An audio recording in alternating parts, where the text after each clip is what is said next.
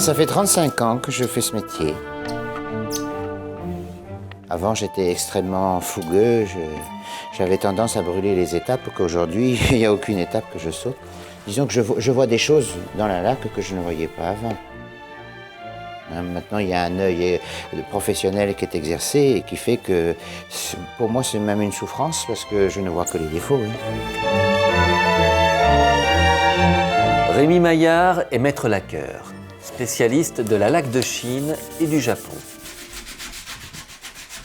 Dans son atelier du Berry, cet alchimiste de la profondeur travaille depuis 5 ans sans relâche, parfois jusqu'à l'épuisement, à la préparation de prestigieuses expositions. Après l'Orangerie du Sénat, puis le Château d'Eau, Château d'Art de Bourges, il s'attaque aujourd'hui au Couvent des Cordeliers, temple de l'art contemporain à Châteauroux.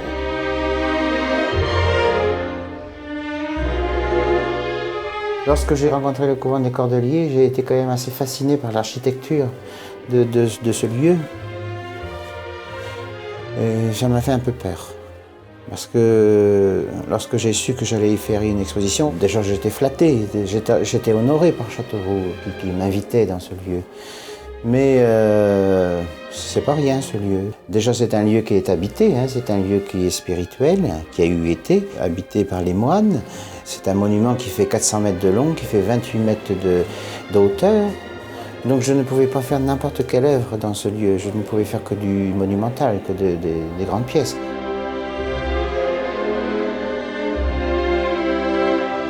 C'est un travail d'excellence tout d'abord. Le matériau qu'il utilise est sans concession. Donc ça c'est redoutable, on n'a pas le droit à la faille, on n'a pas le droit à l'erreur de la couche qu'il va superposer. Et puis c'est un travail pour moi de contemplation également. Et c'est un travail où on sent son investissement, où on sent son évasion dans la matière et sa perception et son travail, je dirais, en profondeur par rapport à cette matière.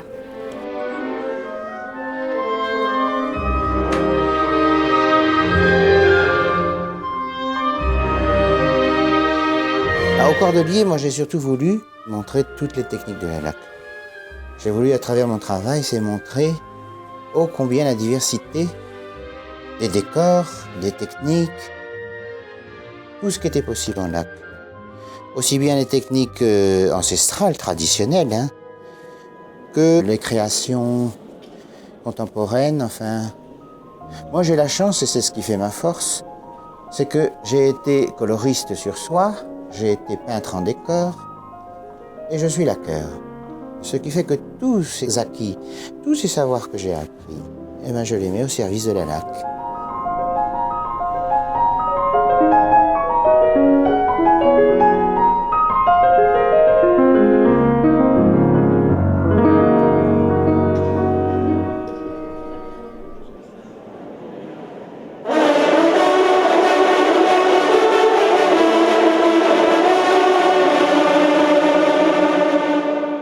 Rémi Maillard, c'est à la fois quelqu'un de discret mais de talentueux, c'est-à-dire que c'est un travailleur, c'est un bosseur.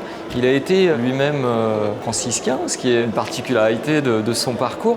Et je crois qu'on retrouve les caractéristiques des prêtres ou des personnes qui consacrent une partie de leur vie à la religion. On retrouve ces caractéristiques dans le travail qu'il fait aujourd'hui avec beaucoup d'abnégation, beaucoup de souffrance, beaucoup de dons de soi-même aux œuvres qu'il réalise. Et en voyant chacune de ses créations, on ressent la souffrance qu'il a pu mettre dans la réalisation de cette œuvre, mais à la fois la beauté qu'il en ressort à chaque fois.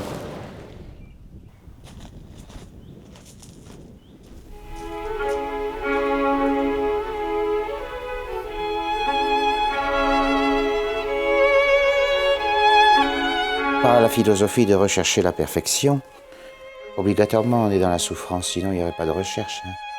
La spiritualité, c'est pas un chemin touristique. Hein. La spiritualité, elle est faite de sacrifices. Hein.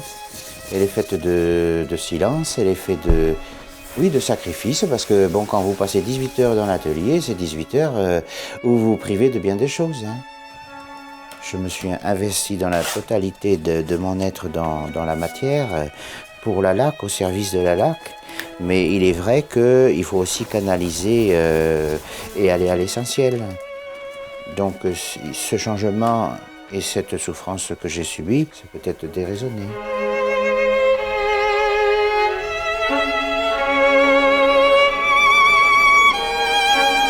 C'est aussi un vrai bonheur quand vous voyez des mines radieuses. Pour moi, c'est le plus beau cadeau qu'on me donne, c'est quand on vient me voir et que je vois ô combien les yeux sont brillants. Il y a une telle lumière, il y a une telle... Il n'y a pas de mots pour dire. On voit ô combien les gens sont pleins de bonheur, pleins de spiritualité. Parce qu'il y a beaucoup de gens aussi qui viennent voir mes œuvres parce que ce sont des gens qui sont habités. Ils ont compris aussi que dans mes œuvres, il y a aussi une autre dimension. Donc c'est tout ce don, c'est tout ce sacrifice aussi, c'est tout ce résultat-là. Je trouve que ces toiles représentent l'être aussi de cet homme-là, et c'est qu'il est très très profond et simple. C'est un homme simple, il est comme ces lacs. 100 fois sur le métier, remettez votre ouvrage. Je repensais à lui il y a quelques jours là, avec la fable de La Fontaine, et je me disais, mais c'est tout à fait ça, il reponce, il remet, il rajoute, il enlève, et ça c'est lui, quoi.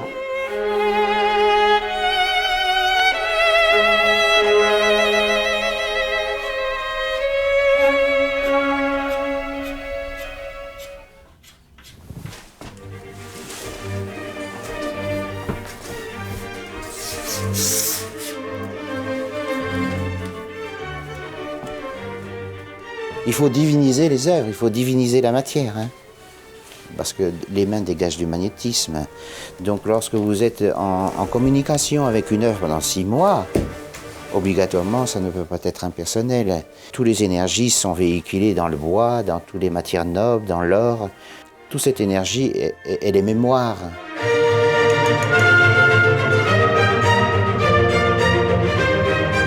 Il y a une sorte de pénétration vers le sacré dans l'œuvre de Rémi Maillard. Et vous êtes happé finalement par cette matière et vous voyagez. Enfin bon, c'est peut-être très personnel malgré tout comme impression, mais je pense que c'est vraiment ce qu'induit l'œuvre de Rémi Maillard en chacun de nous.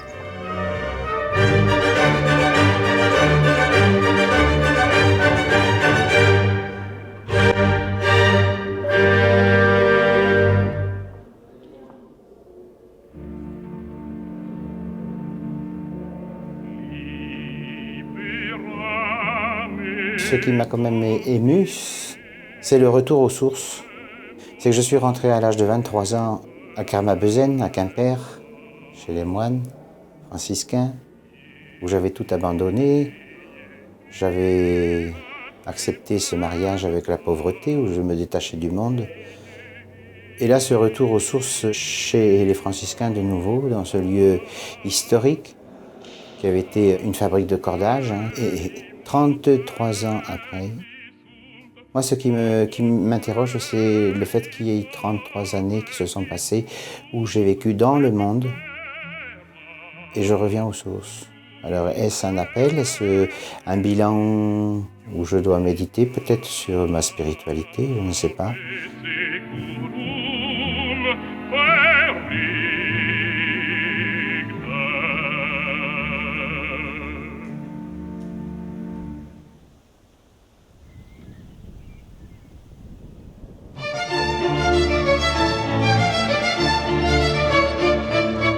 Mon rêve, ce serait de voir Rémi Maillard reconnu comme un grand maître de cet art du lac ou de la laque, et qu'il puisse avoir des étudiants et transmettre cet art à des jeunes. Voilà, et qu'il y ait une suite à l'aventure Rémi Maillard. Alors, il est encore dans la force de l'âge, il va encore être sur le devant de la scène pendant longtemps, mais j'aimerais tellement que cet art puisse continuer et qu'on le retrouve chez d'autres talentueux jeunes.